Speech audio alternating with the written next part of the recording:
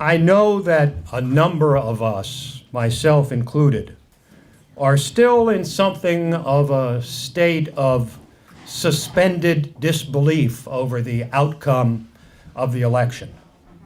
You may have been and may still be fighting anger, depression, shock, or a number of other none too positive emotions.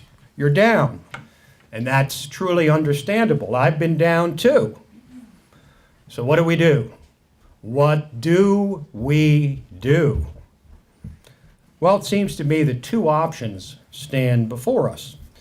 The first is to wait for the unfolding consequences of this second Obama term and hope, as so many expect, that they're disastrous, so disastrous as to force the restoration of free market principles, if only because the voters will be left with no other choice. After all, it is the dependent class that'll be the most vulnerable in an economy going over the cliff. They just don't know it yet. We're witnessing that in Europe even as we speak. Spain and Greece have unemployment rates of over 25%. Over 25%. But wishing disaster upon the nation we love is, of course, self-contradictory. The second path is to boldly discuss the roots of wealth and poverty and sell our principles hard to audiences who've been traditionally unwilling to embrace them. If you and me truly, really believe in small government, free markets, and the enduring and even metaphysical value of liberty for all people, then we must be willing to try and persuade more and more of the Black, Hispanic, young, and single female voters who constitute the emerging American majority. Now, a third path is selling out our principles. And that's only viable if we don't actually believe what we've been saying all along and are willing to make a Faustian bargain for short-term political gain. Many have said we've been doing that for too long as it is. So we can either sit back, be grateful this great experiment in liberty lasted this long, 236 years, shed a tear for bygone days, and retreat further into our cocoons with the dwindling number of like-minded constitutionalists. Or, despite our pessimism and despair, we can employ our principles more forcefully than ever and fight against all odds to recapture the heart of America.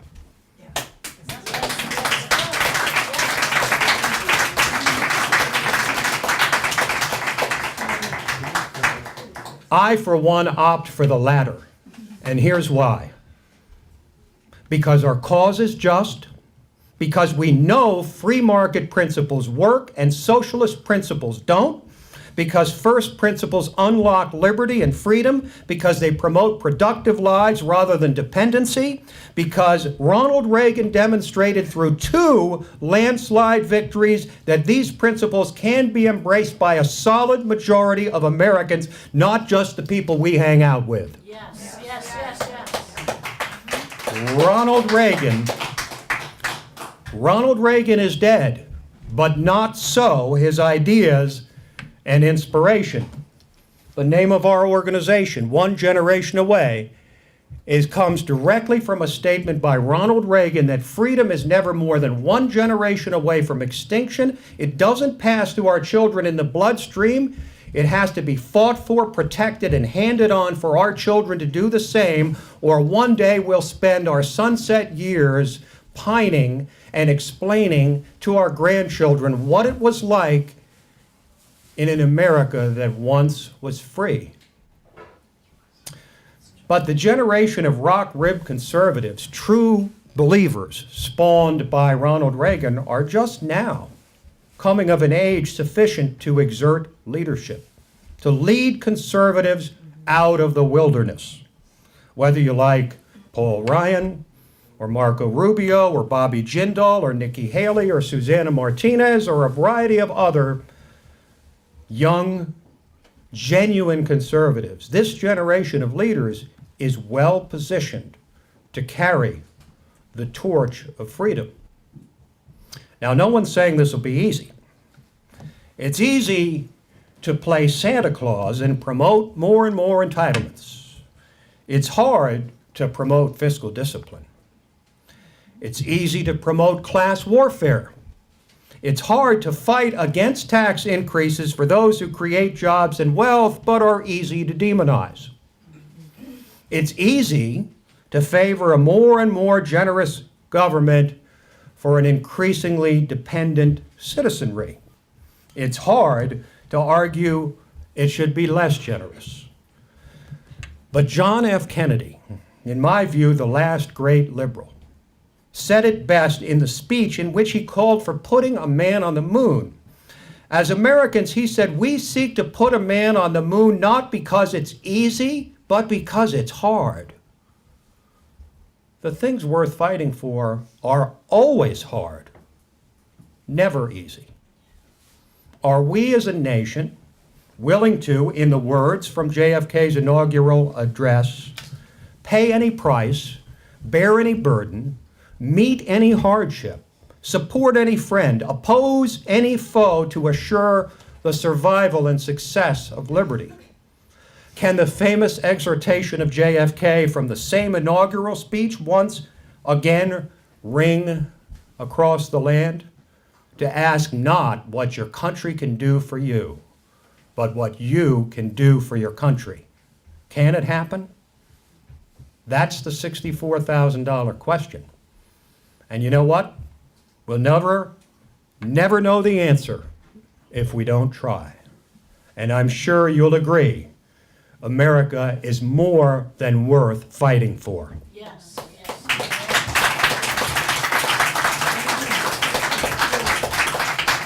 And I hope you will join me in that effort. One Gen is committed to applying America's founding principles to the issues of today. The principles that for over 100 years turned us from a colonial backwater into the world's greatest superpower. The source of hope and dreams for people across the world who came flooding to our shores, looking only not for guarantees, but for opportunity. You know all of that. That hasn't changed. Maybe our demographics have changed, but we have the message. We have the message and we have the truth, but we need the right messengers to deliver that truth to the American people, and to do it before it is too late. We need to get in front of those Black and Hispanic and Asian American and young and single female voters, and we need to make our case.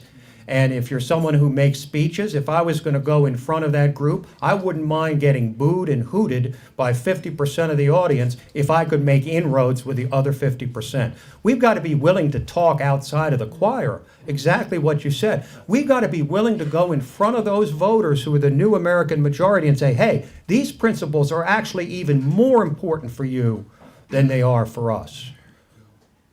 We have to be willing to do that, and if we won't, we'll stay the same minority party that we've been. I think it's important to get the message out to the youth of America. That's why we're at One Gen.